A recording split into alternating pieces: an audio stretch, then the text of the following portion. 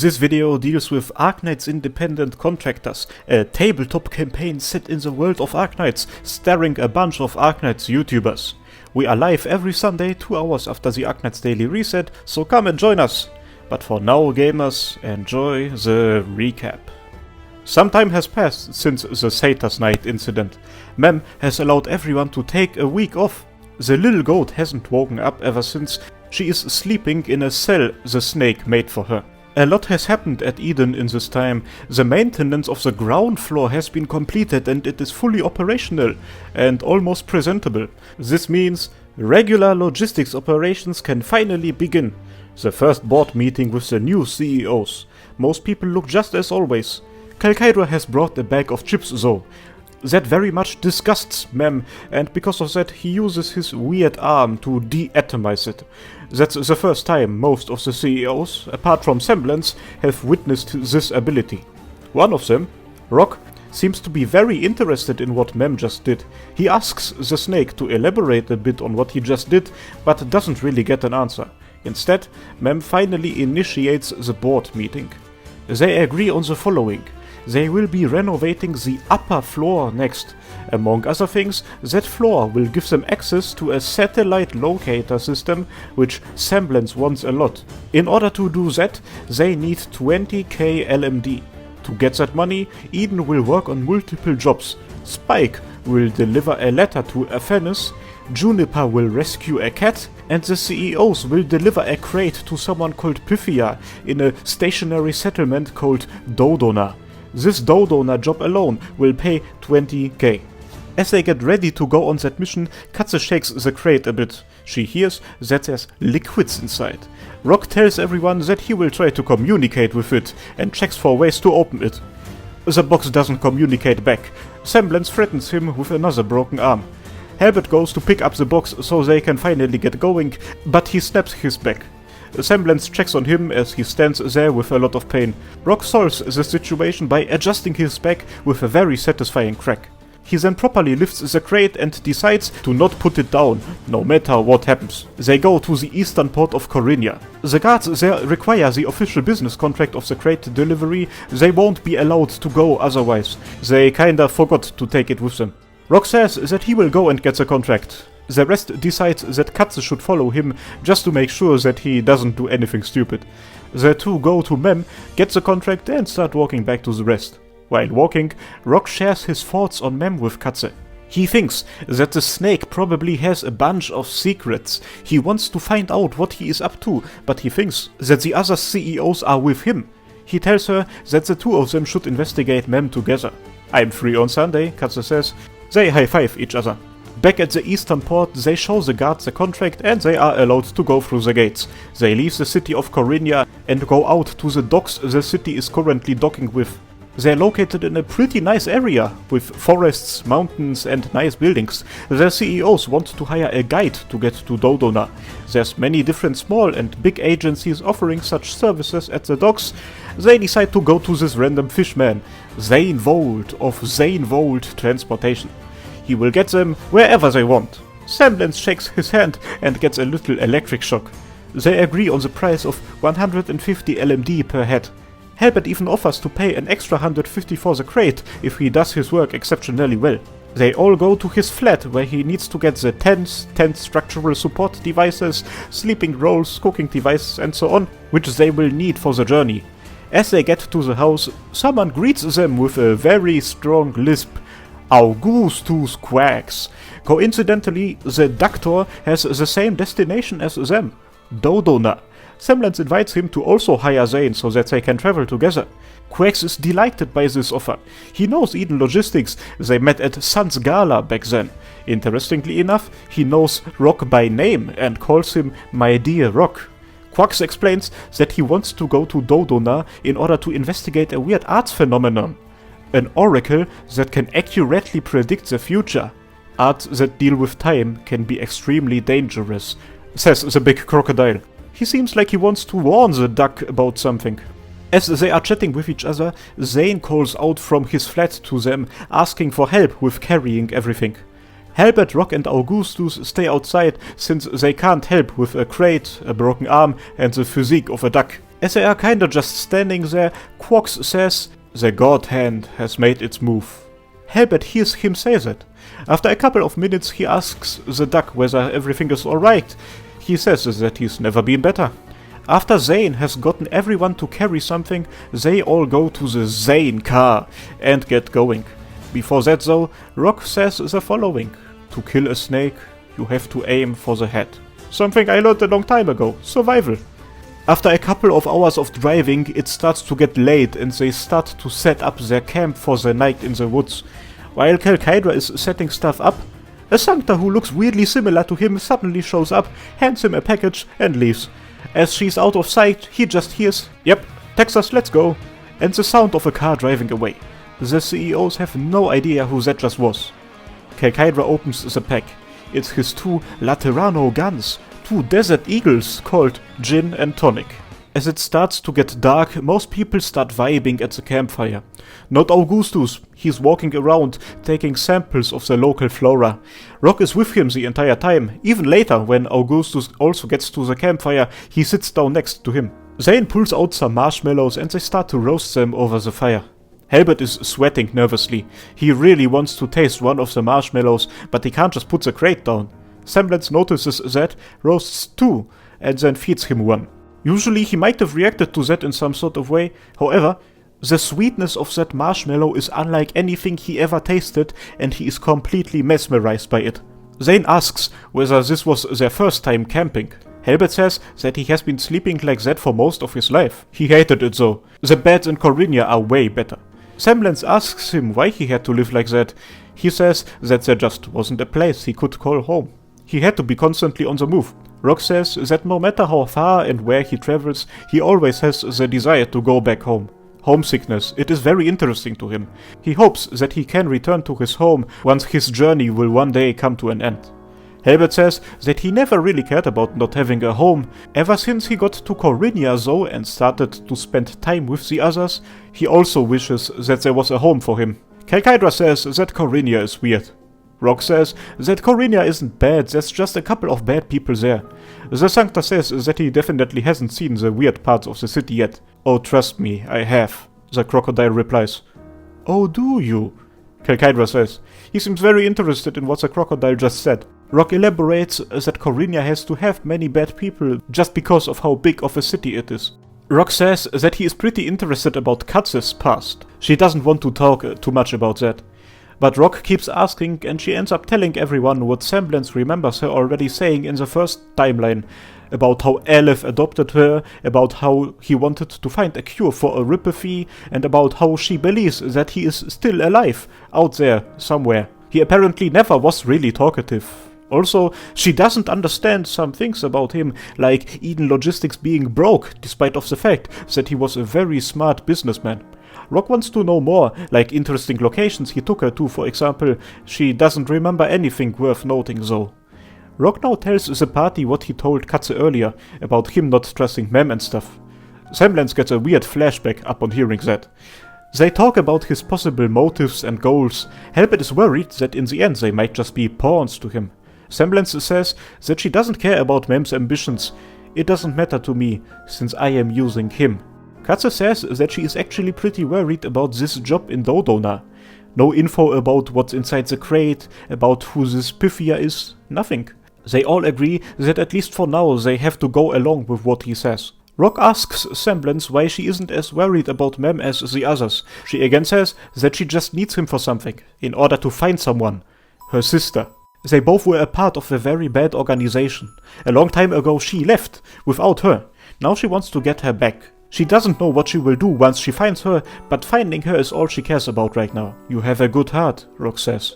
Damn, sending a crate of mysterious things to a random person to get money in order to locate my sister. I wouldn't call that a good heart. Zane is sitting there with big eyes, his marshmallows burned. He just heard a lot of mad stuff. Everyone gets ready to sleep. Halbert wipes off his eyes at the crate. He's gonna sleep while sitting and holding it. They take turns in keeping watch at night. During her shift, Semblance notices that Zane is awake. They talk for a bit. Everything there was a lot to take in, but Semblance's story really stuck with him. Abandoning family is not something he can get behind. He asks whether she left her sister because she was scared. That she did. She's not scared about finding her though. He asks whether she deserves that redemption. We'll see what happens. Zane apologizes for asking. These guys are kinda like family to me, almost, she says. Rock wakes up Quacks during his shift in order to talk for a bit. The hand is stronger than I thought. I don't know how to deal with it. He wasn't affected by the temporal disturbance. I'm trying to sow distrust amongst the party members so that they will understand what will happen in the future. Most already don't trust Mem though. They then talk about something called the Head. It commanded powers which they don't fully understand. Everything is going fine though. Rock says that there only are a couple of factors to worry about there. The Hand, the Head, Mem, and possibly Mem's sister. Then Rock vents about how painful it is to play an idiot for so long, but he's happy though about how well their cooperation is going. They shake hands to future research. Now back to our regular assigned roles. The next day, they continue towards Dodona and arrive at midday. Dodona seems pretty run down. At the center though, there's a massive temple overseeing everything. The entire town is filled with a lot of religious iconography. There's depictions of the oracle everywhere. Augustus splits from the group right away and goes to see that oracle. The CEOs ask Zane where they should look for their contract. He tells them to go to the Foresight, an inn. They go there and Semblance asks the innkeeper about Pythia. He ignores her. Halbert gets angry and Semblance asks again. The innkeeper tells them the great oracle doesn't see outsiders. He asks them to respect that or to leave. Semblance wants to show him their contract in order to convince him that they have a deal with the oracle, but Halbert says that they shouldn't waste their time with this guy. They leave the building, and in front of them there is a Sancta with 2 Uzis. Nobody recognizes him, then his helmet peels back. Semblance knows who he is. Hydra 2. Codename Discord. Hey there, boss, he says. He points his weapons at her. It's time for some payback. Hello, man with gun, Rock says. I'm also man with gun. The Sancta laughs like a maniac. I see you found new companions, eh, boss? Gonna abandon them too when it gets rough? Semblance asks how the lab is doing. He tells her that everything is doing well and that her sister is the leader now. He is here because he knows that Semblance is actively looking for her. He wants her to stop. Where is she? He doesn't want to tell her, saying that not everyone had the opportunity to leave, just like her. Also, what they were doing back then was necessary, he says. What, you'd rather have the Elysium group running around, killing people indiscriminately? Semblance gets sad. Call it a favor for old time's sake. Just leave us alone, will ya? I think the boss has started catching wind of you. If he deploys all of us, you know you're gonna die. Semblance wants to know one final thing. Is she okay? Discord says he doesn't want to lie to her. She's colder now, more resigned. She's stronger, way stronger, even has some pull over the institute itself. But you know, what you did back there, that stuck. I do not think she would like to see you again. He takes a step back. She takes a step forward. She doesn't want to fight. He wants her. They will come. So I guess there will be a next time we meet then. I will be happy to see you. The Sancta uses his Uzis to draw a line between the two, jumps back and rushes towards the forest. The rest is standing there. Semblance doesn't explain what just happened. We've got an oracle to meet, she says, starting to walk towards the temple. In front of it, they see Augustus having a very one-sided argument with one of 2 very big guards. He tells them that he has a permission to see the oracle. New management is all they say to him. The CEOs show their contract to the other guard. He seems to check it, then grips Halbert's box. The Sarkas holds onto it and asks about their payment, but the big one just pulls it out of his hands, seemingly without a problem. Semblance asks him about the payment as well, but he ignores her. The guard goes inside and opens the box, checking its contents. It's a weird liquid, similar to a certain liquid that caused a lot of trouble in the first timeline. Sadly, nobody who might recognize it sees it. Rock says that the payment might have already been made and asks whether they should just get going. Katze goes to the guard Augustus is having an argument with. She wants him to sign the contract as a confirmation of successful delivery. No reaction. Halbert gets angry and loud. No reaction. Semblance pokes him on the chest, saying that they need to make sure that the payment has been made. Again, no reaction. But from her position she can see something. His eyes are very weird. Hydra asks whether they should just break into the temple. The guards did not like that at all. They smash their weapons on the floor and the CEOs feel that they should leave now. Together with Augustus, they go to have lunch. The waiter at the restaurant they go to is pretty different to the rest of the townsfolk, in terms of both clothing and behavior. He tells them, although she has always been right, he thinks that the oracle has to be some sort of hoax. He also says that he has never been allowed to the temple. They are very strict with who they let in. Augustus is angry. It was supposed to be an easy job.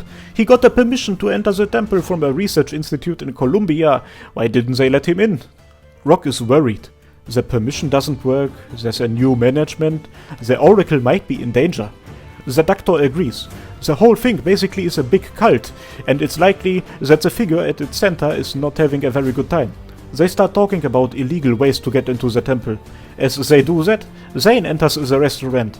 As they discuss how to break into the temple, Helbert calls out to him so that he will join them at their table. The electric eel tells them about some interesting ruins he found near the town. He can take them there, seems like an interesting place to check out. They like the idea. After eating something, they go there. Augustus didn't come with them. The place looks like an old abandoned temple. There's a door. Helbert asks Semblance whether he can break it. She says that she got this. She touches the door and for a moment it seems like purple tendrils envelop her arm. The door flies off its hinges and lands 20 feet behind her. Zane is pretty damn shocked, but they ask him to continue the tour on the inside, and exactly that happens. The door leads into a hallway which leads to a bunch of stairs leading down. They go down and end up in a cave. Here they see something interesting. The floor and the walls are covered in thick spider webs. Rock and the girls aren't very happy when they realize that there might be a giant spider here. Then they start hearing a giant spider. Then they see a giant spider. It crawls over the floor above them and goes to block the entrance into the cave. Helbert wants to communicate with it. He approaches it and greets it with a friendly "Oi!" Then he feels another presence in the room. Katze feels it as well. By that I mean she feels someone's breath hitting her neck. She screams and brings that to everyone's attention. It's a weird silhouette who hangs down from a silk thread from the top of the cave. The figure seems to check out all of them. She points at Hydra and his booze, telling him not to bring any flammables into her cave. She points at Helbert, asking him whether he has a death wish since he approached the spider. She points at Rock, telling him that she doesn't like him. She points at Katze, telling her that her reaction to her was quite funny. She points at Semblance and cuffs. By now, she has gotten close enough for everyone to really see her. "So, what are you losers doing in my cave?" says the spider girl named Invera. She wants them to give her one good reason to not feed them to Sparky, her pet spider. Helbert says that in fact it wouldn't be a good meal. She answers by lowering her bandana, showing her own infection. But at least Sparky doesn't have oropathy. The CEOs ask her who she is and what she is doing in that cave. She says that revealing her identity to them could be pretty dangerous for her, since the people of Dodona might or might not want to kill her.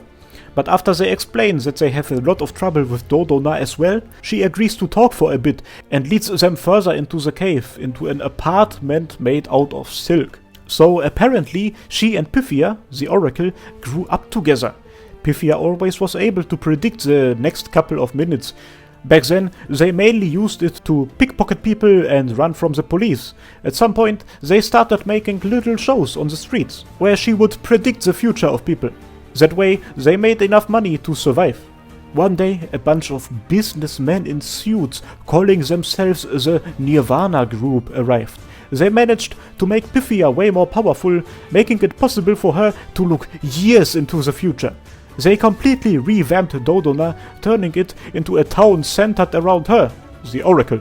All of this started to get pretty fishy in Invera's eyes, so she tried to run away together with Pythia, but they were caught, so she left Pythia behind and went into hiding into this cave.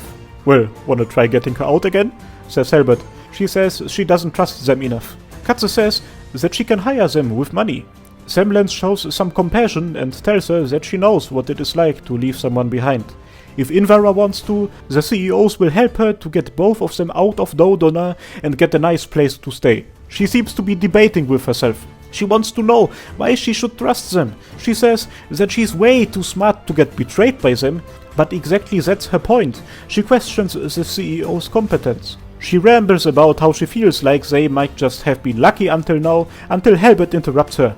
Girl, get your shit together. He says that she can continue to sit within this cave for the next decade or so, not doing anything to change the current situation, or that she can just take this opportunity that's right in front of her.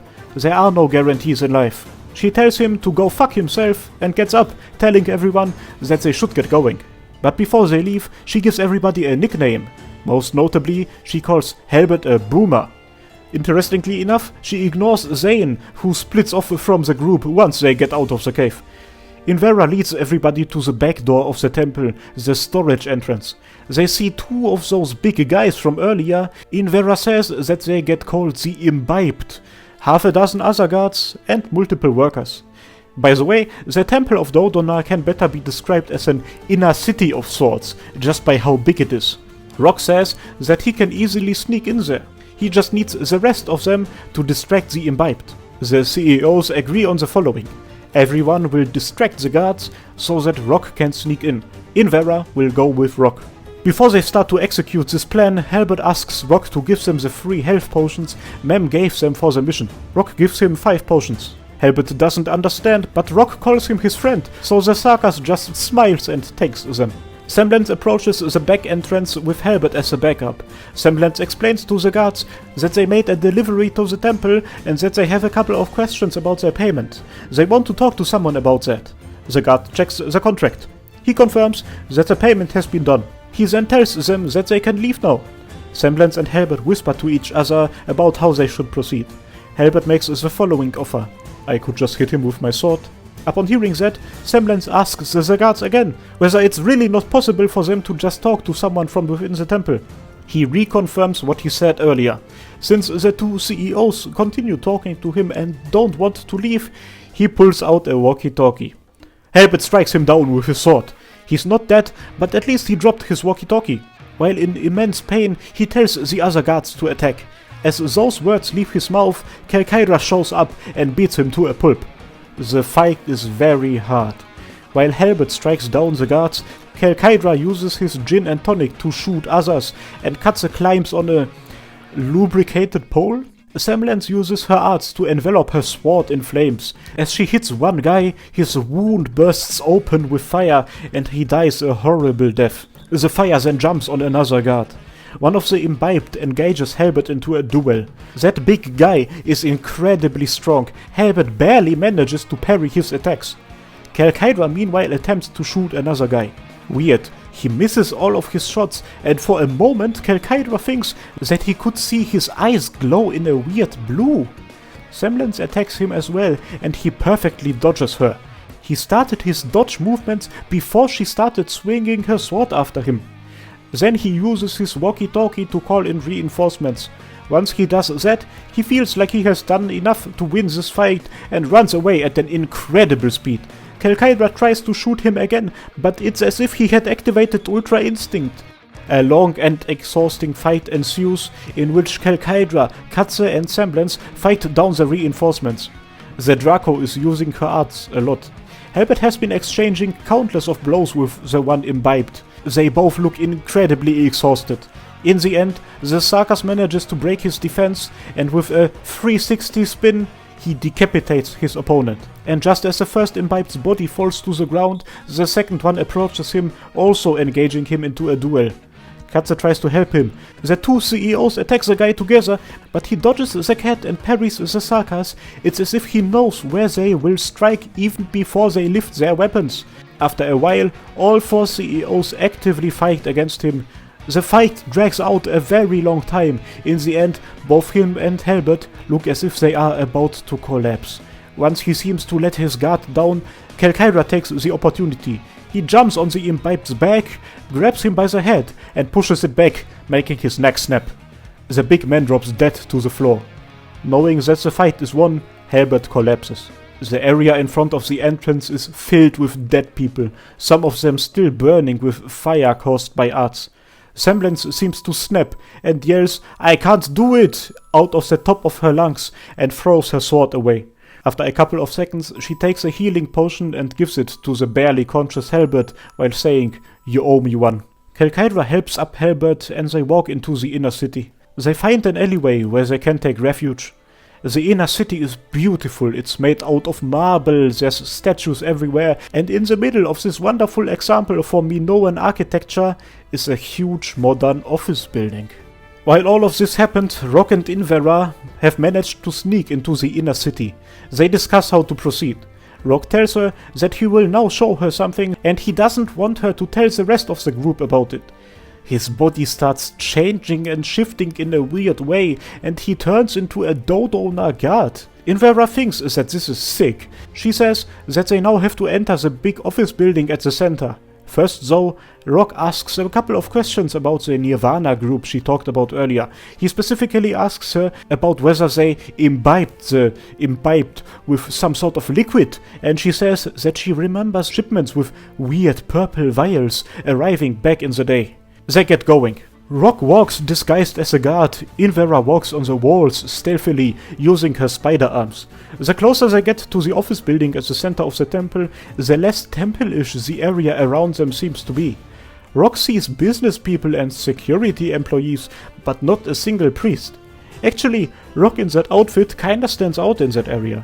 He even gets approached by one worker about what he's doing there, but manages to convince them that he has been called by the higher-ups. While walking through the building's hallways, Rock sees the crate they delivered and the liquid that was stored inside of it. He identifies it as Elysium, an arts-enhancing super drug. At some point, Rock and Invera reach a very secluded part of the building. Invera tells him that they won't get far with him in that outfit. Rock shapeshifts again, this time into a random office worker. Invera is not really sure about how they should navigate the area. She doesn't remember it from the time she was staying there. They kinda continue together, but then a voice asks what a simple employee might be doing in this area. Rock tries to talk himself out of the situation by saying that what he is doing is top secret and that the higher-ups have sent him here. Which of the other two directors ordered this, the person asks. "I am just an employee of Nirvana," he answers. "Well, in that case, you know exactly who I am, don't you, darling?" She confidently walks up to him and orders him to tell her who she is. Rock takes out a pen and drops it in front of her. He uses the pen to create a hologram of an explosion and jumps into a room. The woman just steps on the pen and breaks it. From her forearms, 2 blades appear. She asks whether he is alone or not. He tells her that the ones on the outside were his distraction. She says that that's unfortunate since she doesn't know where they are right now. They got past the imbibed and now she has no idea where they are. Rock is impressed. She doesn't believe that it's just him and his friends though. She wants to make a deal with him. Her plan is to make a big announcement in order to announce that Rock has been captured. She wants to lure them out from wherever they are right now by doing this. "They don't know me, ma'am," says Rock, the office worker. But he offers her another deal. He says that he knows everything about the liquids they give to the imbibed, and he can tell that they are not using high-quality Elysium. She answers that she recognizes a good deal when she sees one, but taking care of the intruders is more important right now. They may not know Rock, but Rock certainly knows them. Yes, she calls him by that name. She had been watching him and she saw him shapeshift. He kinda did it in broad daylight after all. She assures him that making a deal with her is completely safe. He will not be harmed. He has no other choice but to agree. She tells her his designation.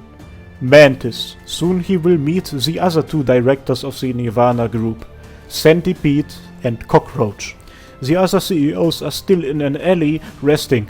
Suddenly, multiple screens appear all over the place, seemingly out of nowhere. On those screens, they can see 3 weird figures and a chained up, captured Rock. The woman with the mask presents the captured man.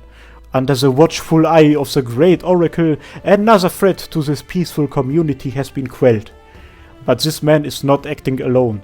Those people are irredeemable. She gives the CEOs of Eden Logistics 12 hours to hand themselves in. If they don't do that, Rock will be executed. and every citizen of Dodona who helps with bringing them in will be rewarded immensely. Happy hunting, and may the great Oracle be with you. What a cliffhanger! Gamers, go and check out the Hamas' channel to see what happened after that. Of course, there will be more recap videos, but the best way to experience this story is to watch the full thing. Now, let me thank my wonderful channel supporters and operators, and my amazing channel commanders: Ankoku, Ezreal, Cesith, Chris, Daniel Henriquez, Demoboy125, Erwin Heckler, Eisel, Heiligkeit, Longo, LWKY, Written, and Zephyrinix. Thanks for your support, guys, and thanks for watching. I hope I will see you next time. Cheers!